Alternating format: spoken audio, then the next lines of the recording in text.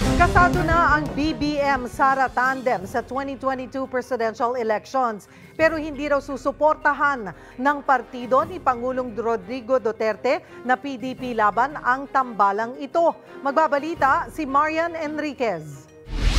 Planchado na ang tambalan ng presidential aspirant na si Bongbong Marcos at ni Davao City Mayor Sara Duterte. Sa video message ng alkalde kagabi, sinabi ni Inday Sara na sinubukan niyang hingin ang suporta ng PDP laban sa tandem nila.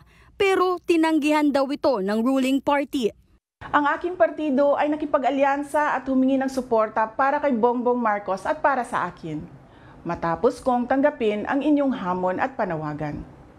Tinanggihan ito ng PDP at naiintindihan natin ito. Bago ito, una na ring sinabi ng presidential aspirant na si Senator Bongo na gusto niya rin sanang makatandem si Mayor Sara. Nangyari ito pagkatapos sabihin noon ni Pangulong Duterte na si BBM ang may pakana kung bakit VP lang ang tinakbuhan ng kanyang anak, bagay na sinagot naman ng alkalde. Gusto ko lamang nalinawin, walang pangalan na sinisira o dinudungisan. Walang sinasagasaan, walang inaagrabyado, inaaway, pinapaiyak o inaapi. Sa muli, nananawagan ako ng pagkakaisa. Sa statement naman kagabi, kinumpirma rin ni BBM na tuloy na ang tandem nila ng presidential daughter sa 2022.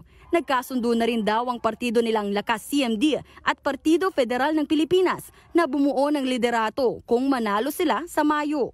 At dahil tatakbo rin sa pagkasenador ang Pangulo, posible kayang isama siya sa senatorial lineup nila BBM at Mayor Sara?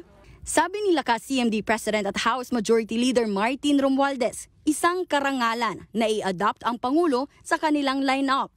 Pero ang Partido Federal mukhang may agam-agam, lalo't sinabi ng Pangulo na hindi niya susuportahan ang pagtakbo ni BBM.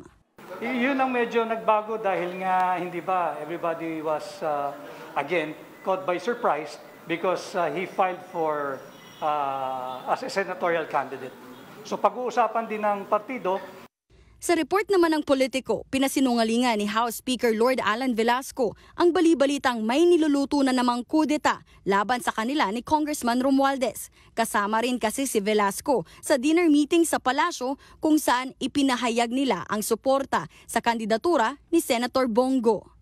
Para sa 1PH, Marian Enriquez, News 5.